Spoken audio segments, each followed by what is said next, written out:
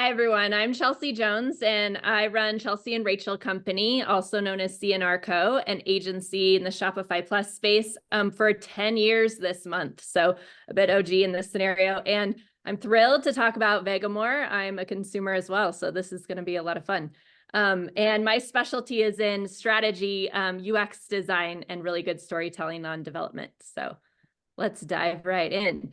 So I have the mobile version pulled up, but I also wanted to talk about the desktop because there's a couple of things that are really important when it comes to Vegamore. They're talking about themselves a lot here. We're focusing on, okay, this is one hair serum sold every 15 seconds.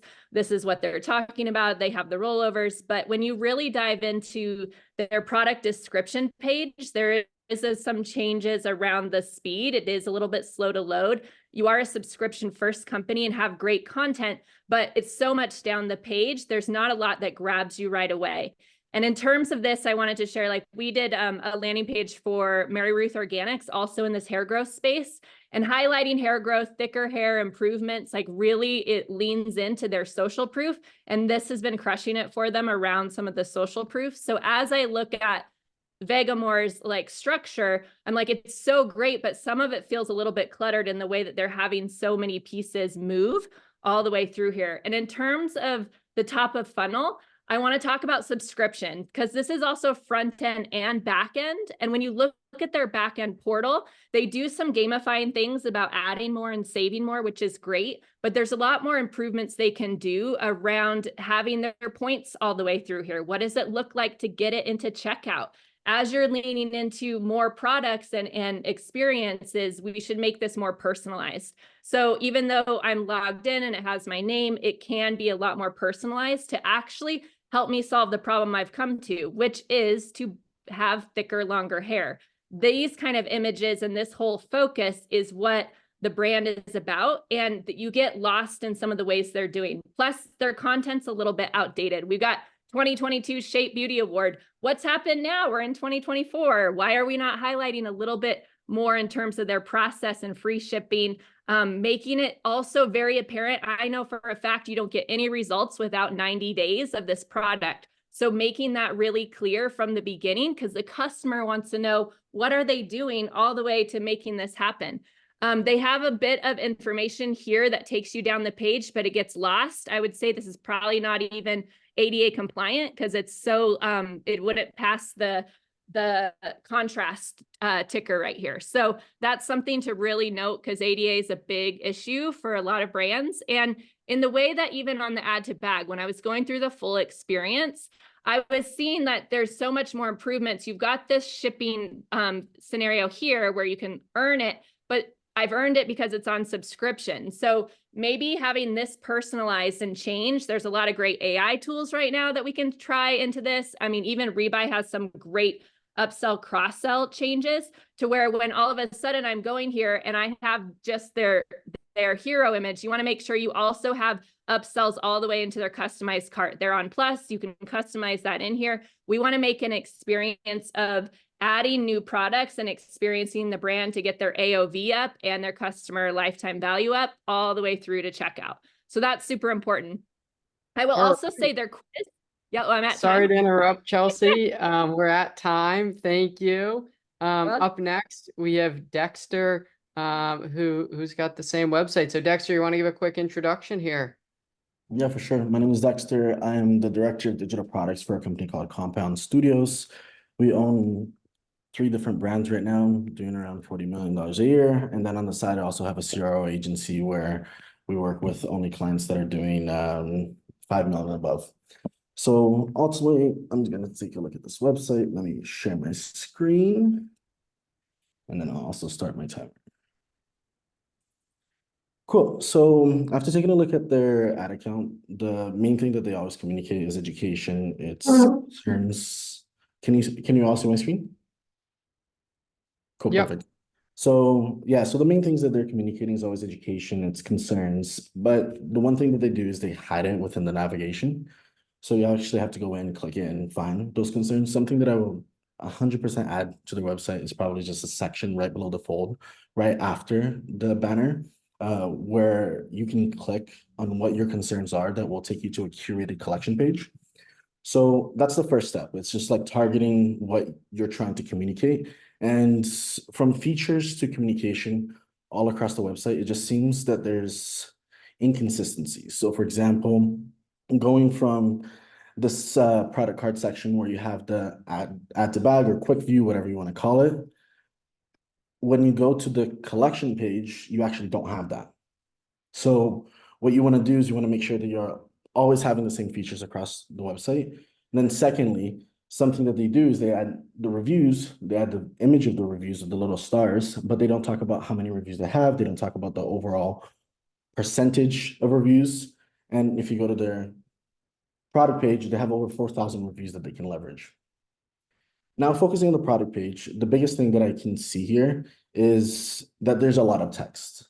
I'll be honest here, every time I go into a product page and I see a lot of text, I get it for SEO purposes, it's great, but it gets very redundant and it's just like a lot of reading that a lot of people usually don't do nowadays. So for example, something as simple as how to use, this can be turned into an illustration and be put inside your product carousel, which currently there's pretty much nothing. It's once again just what you expect. It's very text heavy when you can illustrate it with a quick image and maybe 2 words. Right now, the attention span of everybody is very little, so we want to make sure that we want to communicate everything as quick as possible, because most websites, the scrolling data shows that like you're not getting more than like 30% down the page, unless they've been looking at your brand for multiple times. They've seen TikTok video reviews. They've researched about your brand. But if it's a net new customer that has never seen your brand and just popped up, they won't know exactly what you do, how to use it, so on and so forth. And then I just wanted to point out this little section here as well.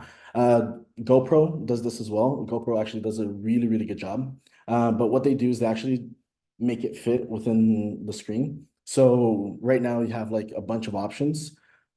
You don't need that many options. So for example, you have the overview. There's no point of having that. You have the results where you click and it doesn't go anywhere.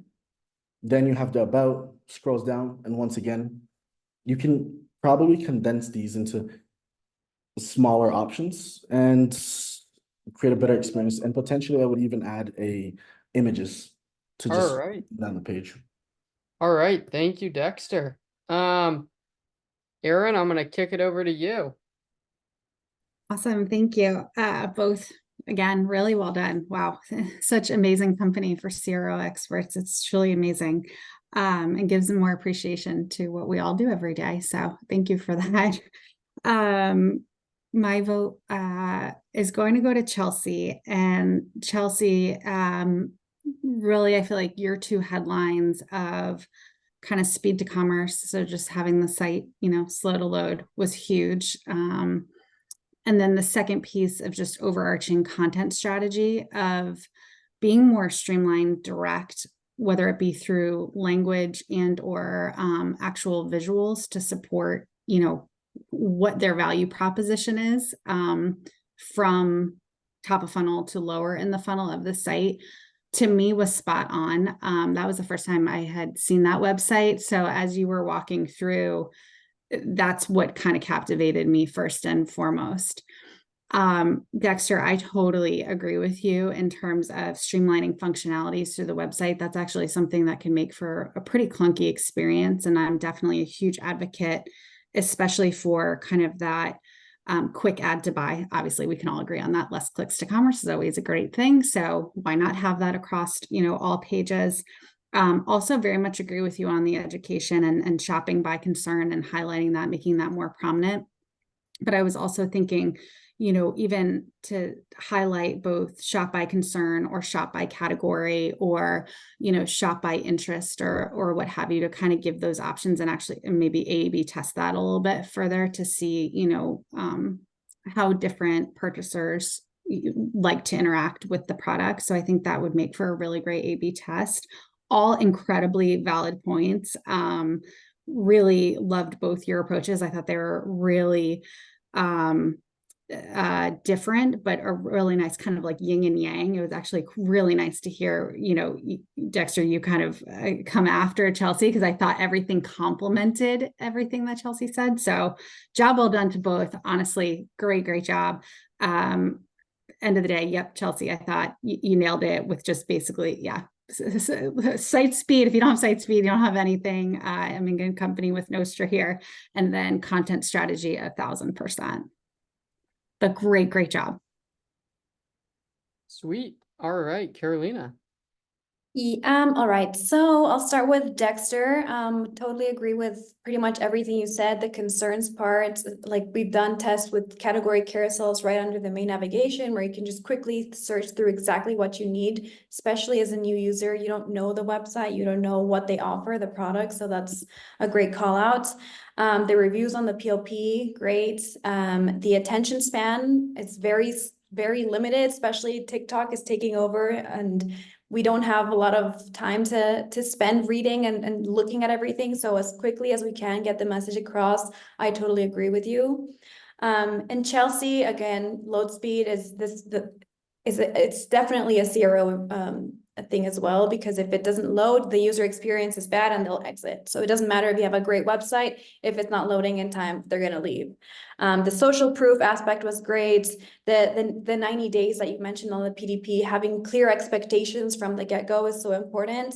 We know customers, you can leave it as clear as possible and they're still gonna get complaints. So if you can limit it, the better. So having clear expectations from the beginning, great. The ADA compliance is also something that sold me, just because it's just, if people can't read it, if you're not following the rules, I think there's apps, the Accessibly, which is just a super great widget that you just add and you'll be ADA compliant. Also looking at the contrast, the colors with your designer, all that super important. So people can actually read and shop through the website. Checkout, you're in Shopify 2.0, take advantage of that. You can optimize by adding reviews, value props, upsells, all of that. So nailed it. And then the last thing was the subscription portal. Definitely great for retention, for LTV. We've done a bunch of tests on optimizing this portal just so we get people to come back time and time again. So I think for that reason, my vote will go to Chelsea, but both great job. All right. So we will have the final four coming up. We do have a sponsor who's given a great gift to the winner here. So Darren, I'm going to hand it over to you for a quick sec while you explain that, and then we got four more coming up. Yeah, first and foremost, thank you again for everybody's time. Much appreciated to our panelists and judges. A special thank you to the sponsor of the winner's prize